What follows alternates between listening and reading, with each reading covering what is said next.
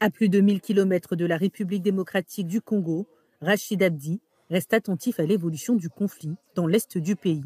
Cet analyste politique et chercheur basé au Kenya pointe particulièrement du doigt les États-Unis, qui, d'après lui, ne devraient pas rester silencieux face à la montée des violences et à l'avancée du M23. Ce conflit revêt de multiples dimensions. C'est un théâtre géopolitique de confrontation entre plusieurs acteurs. Il y a des ressources minérales stratégiques en jeu. Les gens se battent pour le butin, pour savoir qui contrôle quoi.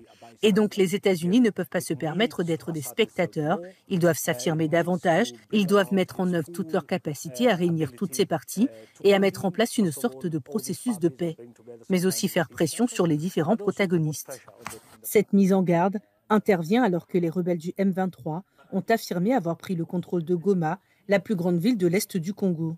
Le gouvernement a par la suite déclaré que l'avancée des rebelles constituait une déclaration de guerre. La crise en République démocratique du Congo est très profonde. Le risque de voir ce conflit s'étendre à de nombreux États est très élevé.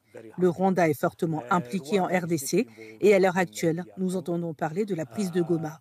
Il s'agit d'une situation potentiellement explosive.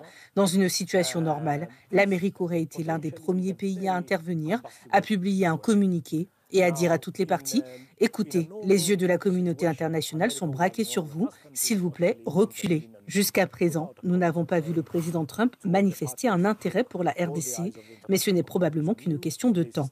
La recrudescence de la violence dans la région a tué au moins 13 soldats de la paix au cours de la semaine écoulée, tandis que la population congolaise continue de fuir. Le Conseil de sécurité des Nations Unies a condamné les avancées du M23 dans une déclaration et a exhorté les rebelles à se retirer du territoire qu'ils revendiquent.